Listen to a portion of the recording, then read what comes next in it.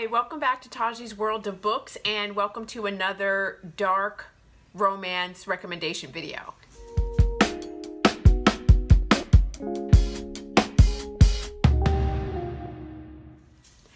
Hey everybody, welcome back. Well, let me say welcome back. If you are new to my channel, welcome. We've gotten some new subscribers lately and I am so happy to have you. Welcome.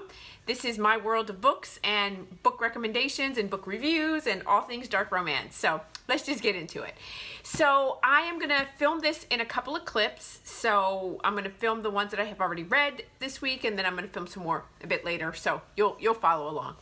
So the first series that I want to recommend to you that I have to say is the crescendo. It's the creme de la creme of dark romance and captive situations, and this is Captive in the Dark. There are 4 books in the series, and I will try and talk about them without giving any spoilers. And when I say that C.J. Roberts, Captive in the Dark, took the captive dark romance situation to a whole nother level. I thought that I read some good captive situations, and this it didn't even touch this. I was in love with these characters. They're amazing. You are sucked in in this story from the very beginning, and you just want more and more and more. And I'm so sad that this series is ended and there are no more books in this because I need more in this world. I just want to dive in. I think I'm going to start it all over again if I didn't have so much on my TBR. So let me just tell you about this.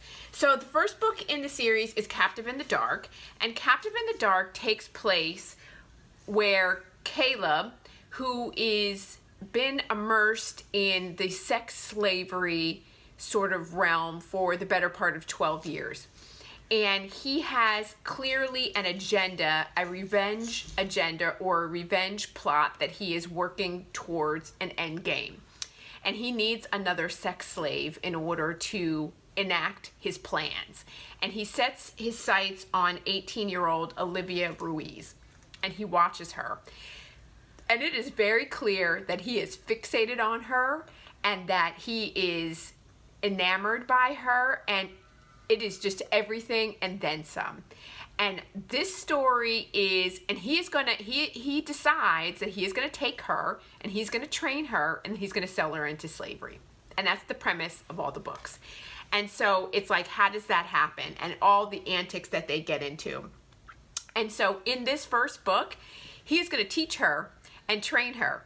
And he uses BDSM methods and master slave subjugation strategies, and he keeps her in sensory deprivation situations, light deprivation situations, to ensure that he gets her compliant. So they talk a lot about Stockholm syndrome. They talk a lot about the captive situation because she feels safe with him, but at the same time he hurts her and harms her and does all these terrible things. And you feel a little bit twisted because you're just like, what am I reading? But at the same time, it's so good. There's some stuff that happens in here where you're trying to decide, is he the bad guy or are these other guys the bad guy? Because, he takes her away to Mexico, and so some stuff happens, and I don't want to give away too much, but I'm telling you that this book is no joke. It's so good, and it's itty bitty, and I wish there was so much more to it because the story is so wonderful, and CJ just weaves a complex tale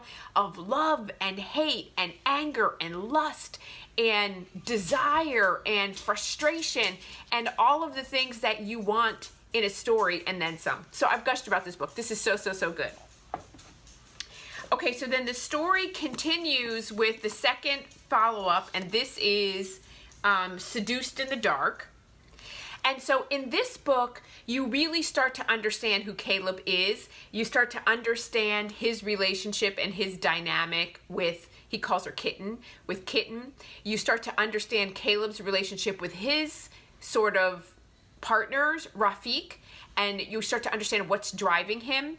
And then everything, and it's a complicated tale of like what tangled web we weave when we practice to deceive. There's some stuff that happens in this book and some characters that come into play that you see them in this book and you just are like, you sick, twisted fucks. I can't believe it. But at the same time, you're like, you deserved it. And then there's another part of you that are like, oh my gosh. And then there's some other characters that are introduced in this story, that there's a kid named Kid. There's a character named Nancy. You want to know what's going on with them. You want to know what's going on with Felipe, and you want to know what's going on with Celia, because they have a story. You're like, can you just write a book about Felipe and Celia? I want to hear what's going on. This is just, it delivers in spades. And what's really interesting is the way that this book, you know that Caleb has taken her and has taken her captive, and it's a captor-captive situation. And the way that this ends, this book picks up with an FBI agent interviewing her. And so it's a split timeline in that you're seeing the interview, but you're also getting the story of what happened after this book leaves off. And it is so good.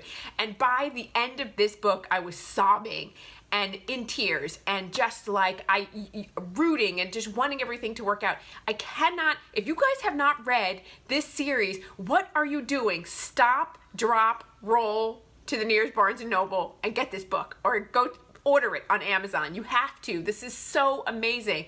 If you love dark romance, if you love captor-captive, if you like alphas that are awful, but at the same time you're like, oh my God, like you can see the goodness in them. It's in there. It's buried deep through trauma and through pain, but it has to like emerge. I'm telling you, it's in here in spades. Oh my gosh. And there's some other BDSM stuff in here. So it is just, it delivers in so many ways. So the way that this ends, you're just like, I want more. I need more. Please give me more. And so then we pick up with the epilogue. And it was really interesting as I started reading this, like on the back, I was like, oh, CJ's cool. Like, she's like, I'm writing this book because you begged me to. And this is like the rest of the story. And you want to know what's going on. But then when you like start to read it, I had to stop and restart because I was like, oh, this is not CJ writing. This is Caleb writing. I was like, oh, Caleb is telling his story. And so this is Caleb's perspective or POV on what happened. And it's so good. It's so good. Really. And it's his perspective, and you get to hear, you know, the redemption, and you get to hear where he's coming from and what he was thinking. And he goes backwards and tells you and unfolds what happens here, but adds in his perspective, so you get to hear it. So this is a complete series, and I have to tell you, well, let me wait. So then I did some research, and then there's this little novella. That's 3.5. And I was like, oh, we get more of Caleb. I was like, this is Caleb on here. No. This is Kid. This is Kid's story with Felipe, Cecilia, and Kid. And so it's a menage. And it's an MMF menage.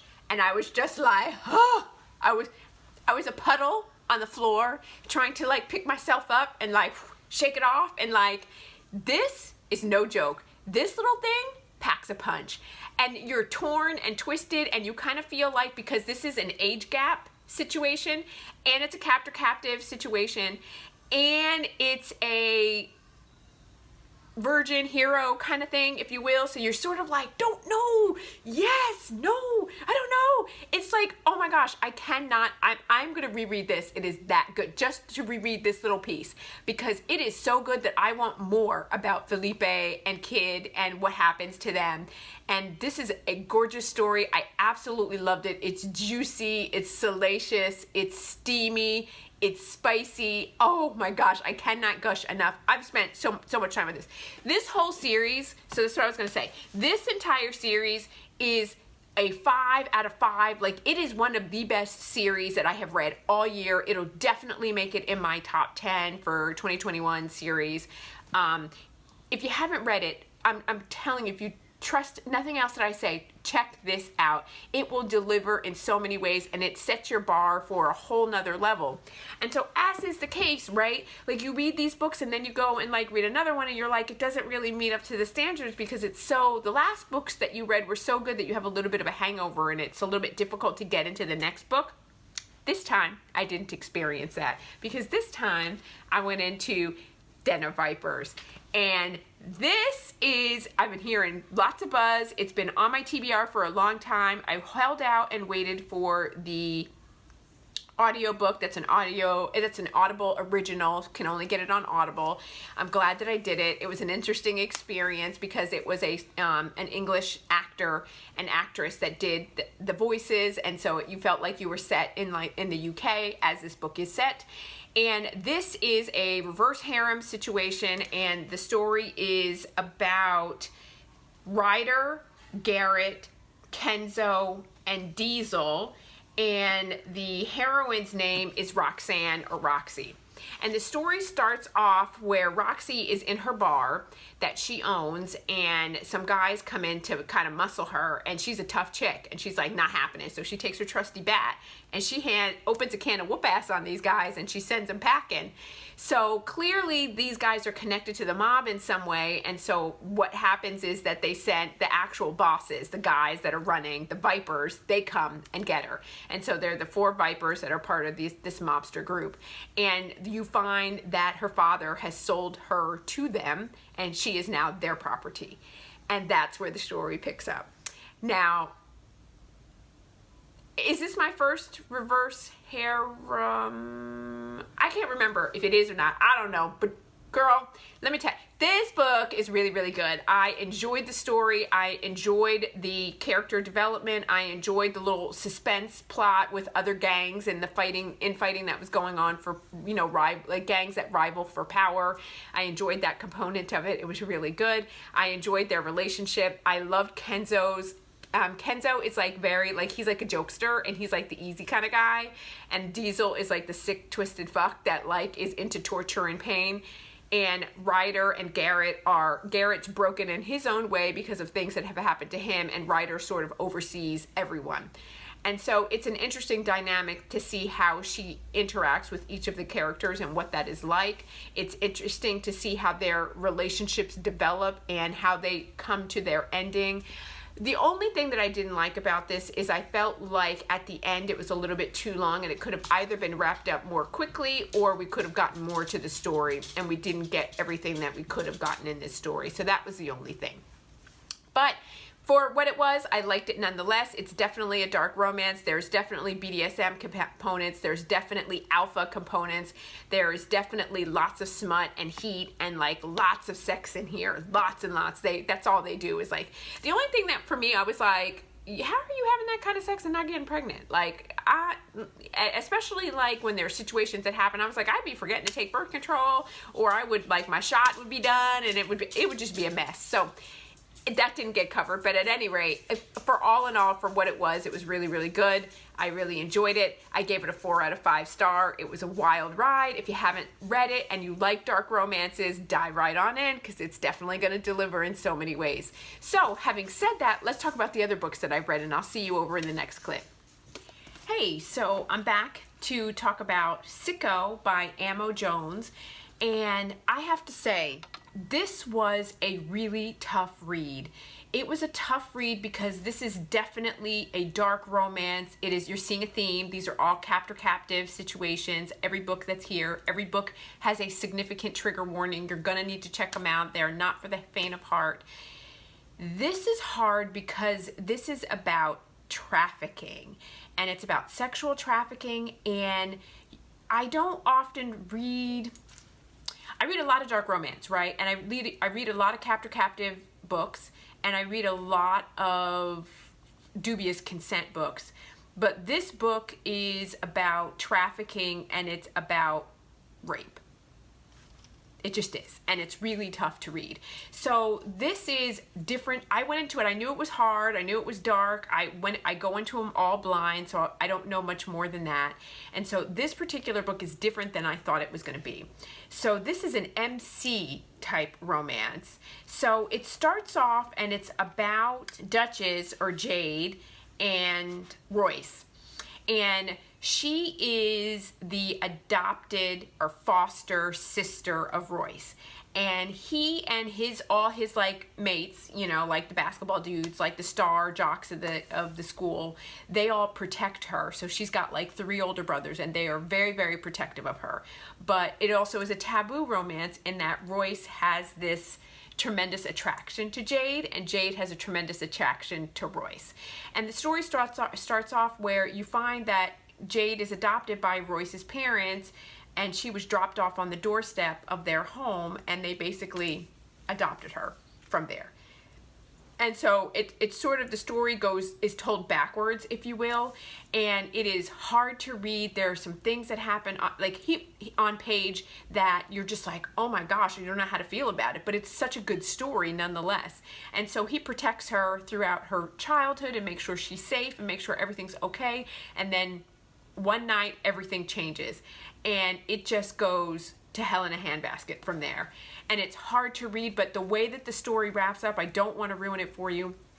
The way that the story wraps up, you just want more of these characters. You want to see more of these guys and see what's happening. There's a lot of smut and steam on the page, regardless of the fact that there is some really tragic, hard stuff around trafficking that happens in this book that really sets your teeth on edge. But at the same time, it's an amazing, amazing story.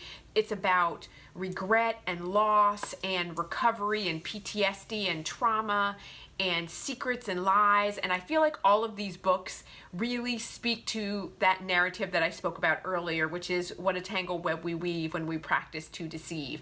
And I have to say that there's twists and turns. There is a plot development. It's not all about smut on a page. It's about a story. It's the development of that story, finding out about characters' lies, finding out about their deception and the things that they're doing, and really trying to put the pieces together, and stuff that you as the reader know and recognize and understand, and stuff that the characters don't, that you want them to like, oh my God, get a hold of this. This needs to get addressed. So this book is so, so good. This is a 5 out of 5 star for sure, but it definitely is sort of a gut punch in the stuff that happens. And when you hear about the trauma and the tragedy that's happening, you're just taken aback by it. But it's worth a read for sure. So if you haven't checked out Amo Jones, and I think I'm going to dive into her the Elite High series. She's got another series that I've got on my TBR that I've mentioned before, as it's the Elite Kings Club series that's on my TBR that I want to get to. And so I'm going to do a deep dive into Amo Jones soon, but that's a 5 out of 5 star if you want to check that out. Okay, so then the next book is Whispers in the Dark, and this book, I loved it. I loved it. And again, this is another one that's really tough. This is a captor-captive situation. There is rape. There is trauma. There's a lot of stuff that's wrapped up in this. What's different is that you see it repeatedly here, whereas you don't see it repeatedly. Like you know it, you see it, you experience it, and then you're done, and then it time jumps. And I'm better with that than I'm like seeing it a lot, and I have to go through it with the character. That's really hard. And so I read these back to back, and so given that they have the same content, you know, about a captor-captive situation and on the page assault, this gave it to me and I experienced it, and you know it happens repeatedly, but you don't experience it on page, whereas you do experience it on page here, if that makes any sense. Okay. And all these have HEAs. And so this story is a captor-captive situation. She is taken and she develops if you will, a Stockholm Syndrome type of a scenario with a character in this book, and I'm trying to decide. So it's really about Alain and then Jacob and their story. And it's about rescue and discovery, and then what becomes. So it's almost like what happens to you if you are taken against your will, held against your will. There's a lot of trigger warnings, so check out the trigger warnings. And I don't want to talk about the biggest trigger warning because it kind of gives it away, but so if you want to know, go and check it out. Other than, you know it's a dark romance and it's a captor-captive situation. So if you're taken against your will and you're held for like 10 years and you were taken at like 16, 17 years old, and so you basically lived your adult life with a monster that was a vicious, cruel, evil monster, what happens to you when you escape? And you then assimilate back into life and assimilate back into day-to-day life. who do you become? And can you do that? And what is that like? I just thought that this was the most fascinating story ever. It was so well told. It was so interesting. I loved how it ended up. I loved everything about this book. This is going to end up on my top 10 of the year favorites. I loved it. I cannot speak highly enough about it. If you haven't read it, you need to go and check it out. You will love it. I promise you. It is so, so, so good. And again, it's hard. These are dark romances, right? So they are meant to elicit a lot of emotion and a lot of response in you, and they do that, but they do it in the best possible ways. So this is a 5 out of 5 star for sure. Okay, and so then the last story that I want to talk about is Truly. And I think early in this video, because I filled this in obviously in a couple of clips, I said, oh, this is going to be very similar to A Captive in the Dark, or it's going to be similar to Whispers in the Dark. It's not. It's not at all. But I read it, and so I was going to put it in this video under Captor Captive, and there is a Captor Captive, so it's kind of little twinge. We could tweak it. So this is about Truly. And Truly it starts off with her boyfriend, Devin, breaking up with her at graduation. And he basically does it in front of the entire school, and and devastates her. So she expects, and she plans on sleeping with him that night and giving him her virginity. That all happens on page 1. And so she expects the summer to go a certain way, and the summer is not going to go that way at all. And she then encounters someone. I'm not going to say who he is, but she encounters someone, and he is a freaking monster, and there is some dubious consent situations, and he holds her captive, if you will, in a treehouse, and some stuff goes down, and he's kind of a Carter Mahoney type character. But he also is an obsessive hero, and he is obsessed with her very, very quickly.